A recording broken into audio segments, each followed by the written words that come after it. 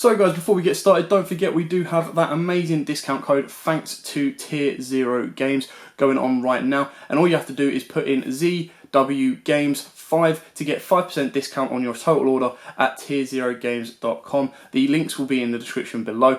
What's up YouTube, Dad here from YUGIOH Games, bringing you, as I promised, a quick kind of super quantal combo. Now, I will do 2 test hands after this. I'll do one going first and one going second, just as a quick mini version of the test hands for this deck. But basically what I'm going to show you now is using the Predaplant engine, how you can go into the link free, and then depending on what you get off of your Alphen, how you can extend even further. And of course you kind of need your hand at this one. So really what you need is your basic kind of starting hand. So we'll go for a base minimum of 5. And then on top of that, what you kind of need is, you know, any kind of extension plays. So ideally if you've got like a blue in hand or if you've got a green in hand, something like that is always going to be good. But what I'm going to do right now is I'm going to try and find, well actually Instant Fusion is quite good of an extension. Just the cards without extension. Anyway, we'll go for 2 Called by the Graves. And as long as you've got a monster in hand, of course you can trigger off Scorpio. So the way this combo works is you normal summon the Scorpio, use the effect to discard the monster from your hand. There we go. Get out your Cobra. Cobra then gets you your Brilliant Fusion. There we go. You're then going to activate the Brilliant Fusion. And then the reason the Brilliant Fusion is so good is you get to send the white layer to the graveyard alongside, of course, the Garnet. Not that, you know, the Garnet's not the important part. It's sending the white because then the white will give you the Alphen. Now, of course, we get the Seraphinite out as well. So you've got those 3 in play already. Then with your additional normal summon off the Seraphinite, you normal summon your Alphen, you use Alphen's effect to tribute that off. And then what you want to do is you want to reveal blue, red. If you've got another card in hand, then reveal the green. If you don't, then reveal the white. Because you get any of these on board, you have the ability. The only negative on the white is you've already used its card effect, so we want this to come out. If not, the green goes, and if the green goes to the graveyard, you discard the card to draw a card. If it goes to the board, then you get to special summon out the additional monster from your hand. So that's kind of where the chance gets played into it. So basically what you would then do, I'm just going to quickly grab a dice because I'm going to do that. I think that's the best way to randomise it. However you want to present these to your opponent, they'll find out what you've got anyway. But we'll do 1, 2, 3, 4, 5, 6 just to be completely random. So 4, we got the red one. The red one was probably one of the best you could get, because then what happens is the red will then add the white back to your hand. And the ability of white, of course, is you can rip one of these away and go straight into the white and bring the white down, and then the white can become the blue and blue level and stuff like that. So this is the base minimum with, you know, not the best cards in your hand. Anyway, so you continue the link, you've used your additional normal, you have to use the Quantum and the Cobra. Red goes to the graveyard. Obviously, if the red goes to the graveyard anyway, whatever you come out of that, you'll bring that on board, and then the red will revive what you're missing. Ideally, you want to revive the blue if that doesn't come to board, because then the blue gives you the field spell. But if red comes to board, you're going to send it to the grave anyway. Sorry, that's still in hand. So then we're going to put the Quantum, our Link monster over there. Our red would then trigger, and you want to bring back the blue, because then blue will trigger to give you the field spell, wherever we are. There we go. And then you'll activate the field spell, and you can either hard cast the XYZ, and by hard casting the XYZ, you'll get a draw off of your Neo. So this is what your hand's like right now. Alternatively, you can ditch the blue, and the blue will then recycle stuff in your graveyard just by bringing out the white. So if we ditch that, bring out the white. If you want to, the white could send the green to the graveyard. If you've got another Quantum card, obviously we just have, and then you can discard to draw. Alternatively, you just send the blue shuffles back, and it's just dependent on whether you want to have the white layer on board or not, and then of course you'll get a draw off of that. So that's kind of the base minimum. This is if, you know, things go wrong or you've got pretty much minimum in hand. That does leave you 3 cards, well, 2 cards because you'd be ditching one. 3 cards because you'll be ditching one to make this Quantum layer. If it goes really, really well, so there is a way without the Predaplant engine to make the combo off, gets you all your Quantum layers onto the board, and then turns them into Magnus. So the best ideal situation you get for this is you go for the white there, and then you'll have like a blue or a green, and then a red. draw 2 more, and then you keep discarding, and you pretty much recoup your hand off of that. Go all of those into Magnus, so you've got the Link Monster and Magnus. And like I said, the Cobra can sometimes be used to hard summon the Grand Pulse. So that is just like a quick, easy breakdown of how the Predaplant engine helps the deck. Now, I did have a discussion with someone in the comments the other day, which he made a very valid point, to be fair. He said Dangers would be really, really good. And Dangers are really, really good in this deck, because if you send any of the Quantums to graveyard, you'll get additional effects. You've got level 7s, level 3s as well, and level 4s to help extend your XYZ plays. But what you don't want to do is you don't really want to be hard summoning the XYZs unless you absolutely have to. At least with the Dangers, you're not using your normal summon. But then, of course, it does mean you do have to play the Danger engine. So that is entirely up to you. So what I'm going to do is I'm going to do this shuffle here. I'll shuffle it up in a second. So we're going to shuffle it up and we're going to do 2 test hands. And those test hands, of course, will either produce, we'll show what we can do going first and going second. Ideally, you want to end up with Magnus, but then, of course, you could always be happy having a green, blue, well, any of the mixtures, 3 of the XYZs rather than going into Magnus. That way you've got disruption. And then the next turn you extend the board a little bit more and then make a Magnus off of that. So, after a very decent shuffle and a fairly decent cut. Oh, hello. We'll shuffle that one again because we all know that Ash was at the bottom. Our starting hand of 5 will be 1, 2, 3, 4, 5. Actually, insanely good. Because what you do now, this pretty much gives you a decent quantum. Is you special summon the red, normal summon the green. Green will then trigger to special summon the white. Now, if you wanted to, you could use white's effect to send 1 to the graveyard, but you're about to put all 3 of these in the grave anyway. You could keep this in hand so you get the draw off of the green layer if you want to when we do this as well. So obviously what we're going to do now is we're going to link all 3 of these together and go straight into the Link Monster. We then trigger all of these off in sequence. So obviously the downside is we've used our normal summon, so we can't get the Alpha out, but we'd go 1, 2 and 3. So the 1 would give us, the 1 was green, 2, 3. So the white would give us the Alpha. 2 will then summon 1 back. Now, I don't really want the Book of Moon right now. I'd probably rather have the white layer. So I'm going to bring the white layer out. And I don't believe, let me just double check this one. If it's close into the graveyard, discard 1 card. So I believe it discards as a cost. You'd probably lose the field spell there straight away for the additional draw. But that's up to you if you actually want to do it or not. That is the gamble play, should you make it. Alternatively, once you've summoned the white layer again, we haven't used this first effect, so you could use the effect to send blue to graveyard and shuffle cards back in. In an ideal situation, what you'd want to do is you want green to go off to ditch the Alpha now, because the Alpha is the less relevant card right now. But that's kind of what we've got. So then we'd make the field spell, and then you'd use the field spell to ditch the Alpha and go into, where are we? The white layer. That would then trigger this for a draw. Wow. Okay.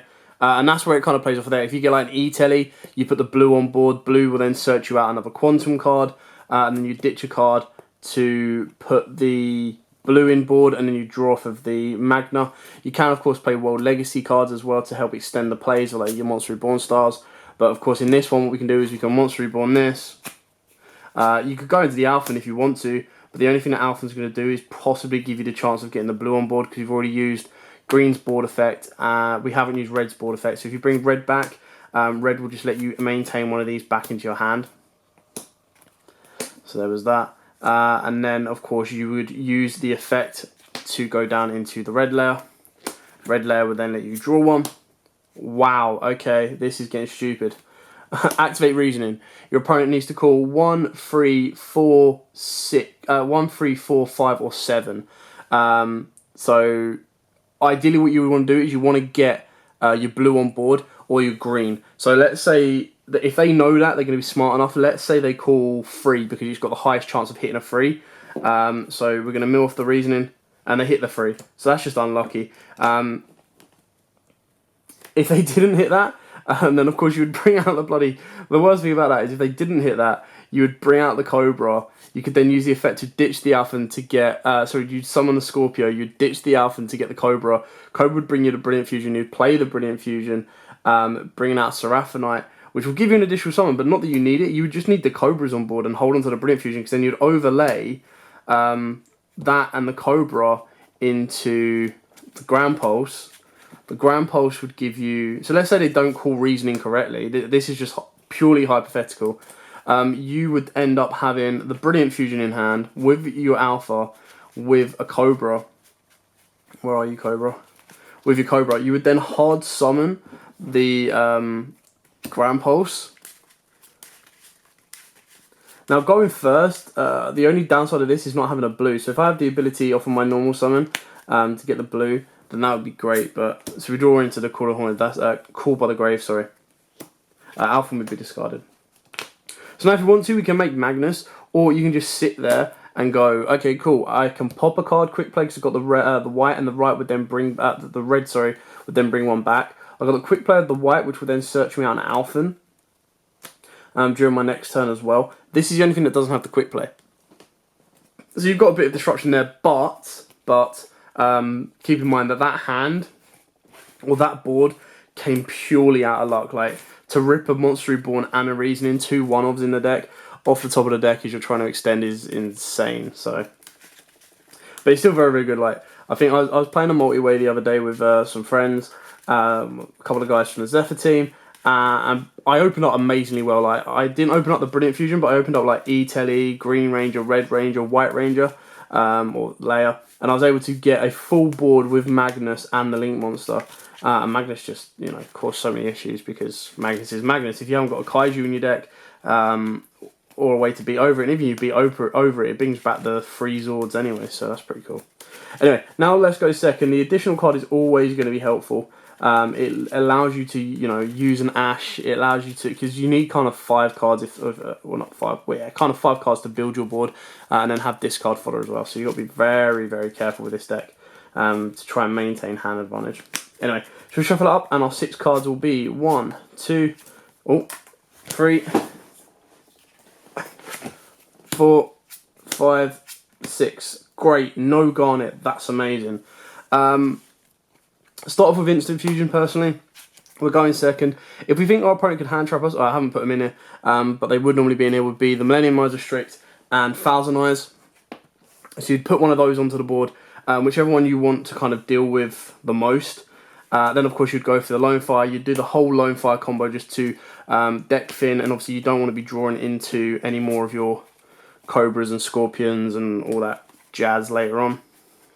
We'll end up with a Brilliant Fusion, and we'll also end up with that engrave, and eventually we'll end up with a Garnet engrave in a minute, because what we've now got to do is we've got to either normal summon, we've used up a normal summon, is use the E-Telly to bring out the blue, because we need the Quantum.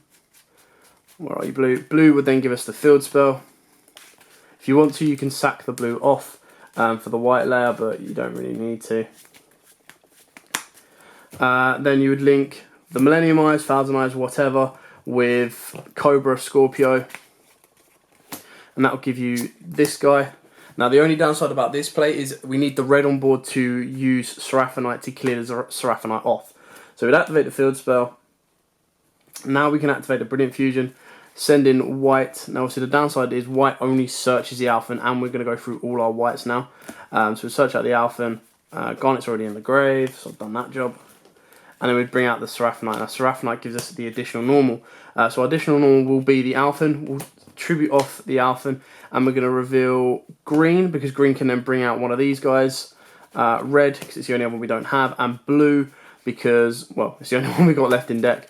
But blue would then shuffle back any of the downsides. Now, we don't want blue to be hit on the field. Like blue's the worst one we can hit right now, purely because it wouldn't do anything. It would just give us the ability to go into the XYZ. 1, 2, 3, 4, 5, 6. Green is the perfect one.